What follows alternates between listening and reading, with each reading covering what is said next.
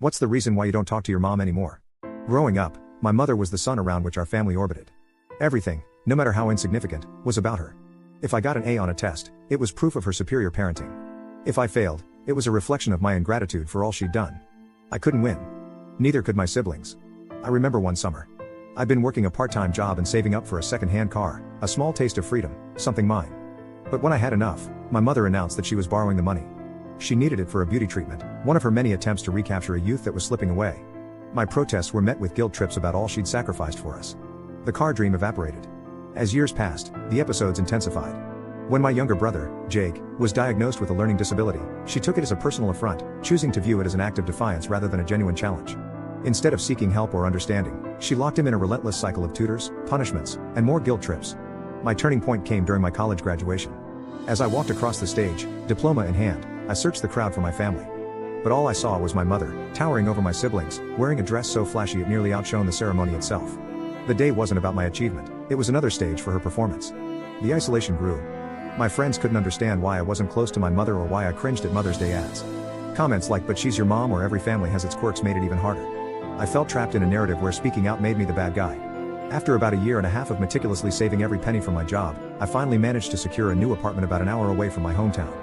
It was a small, unassuming place, nestled in a quiet corner of the city, but most importantly, it was mine. Those plain walls, once an uninspiring backdrop, now felt like formidable barriers safeguarding me from her relentless influence. But as the days turned into weeks, I realized that physical distance wasn't enough. She'd call daily, sometimes multiple times. Her voice, dripping with false sweetness, would always begin with superficial questions about my well-being. But soon, it would devolve into critiques. My choice of neighborhood was questionable. The job that allowed me to pay my bills was beneath me. And my decision to live alone? Clearly, a sign of my rebellion. In an age of social media, she found new ways to invade my space. She'd send me articles about the rising crime rates in my area or news about layoffs in similar industries. And then there were the surprise visits. I'd come home to find her waiting by my door, armed with groceries and unsolicited advice, ready to inspect every nook and cranny of my life. Every interaction was an exhausting dance. I'd juggle setting boundaries while trying not to escalate the situation, fearing the emotional fallout. But her tactics were insidious.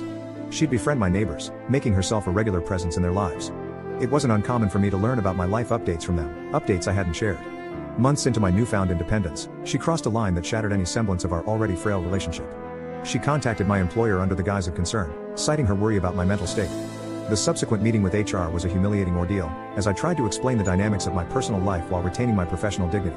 She had concocted a web of lies, claiming that I had spoken ill of my employers, tarnishing their reputation with falsehoods that had no basis in reality. The fallout was catastrophic. My once promising professional connections crumbled beneath the weight of my mother's deceit. Trust had eroded, leaving me stranded in a professional no man's land. My boss, with a heavy heart and masked disappointment, subtly hinted that perhaps it would be best if I resigned. I had no choice but to follow that painful advice. The resignation, once a source of pride and accomplishment, now served as a bitter reminder of the depths to which my mother would sink to maintain her grip on my life. In a radical move, I cut all ties with her. I chose to go no contact, a decision that was as difficult as it was necessary. To escape the toxic orbit she had woven around me, I packed my belongings and relocated to a city far removed from my hometown. The apartment I found was small and run down, barely accommodating my basic needs. My savings, once a source of security, dwindled rapidly, forcing me to adopt a diet of cheap cup noodles to make ends meet. Despite the financial hardship and isolation, there was a silver lining. I had taken the bold step of deleting all my social media accounts, erasing my digital presence entirely. It was a deliberate effort to start life anew, free from my mother's constant interference. I was broke, struggling to pay the bills, and navigating an unfamiliar city, but I clung to the solace that my mother had not been able to contact or locate me.